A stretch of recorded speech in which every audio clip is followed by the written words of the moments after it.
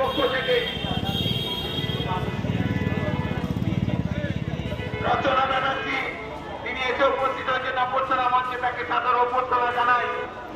তিনি এসছেন বিশাল মিছিল নিয়ে। সাংসদ রচনা ব্যানার্জি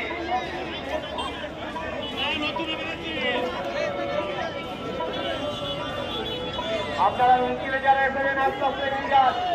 যারা মিছিলে এসেছেন বাঁ দিক ধরে আস্তে আস্তে এগিয়ে যাবেন।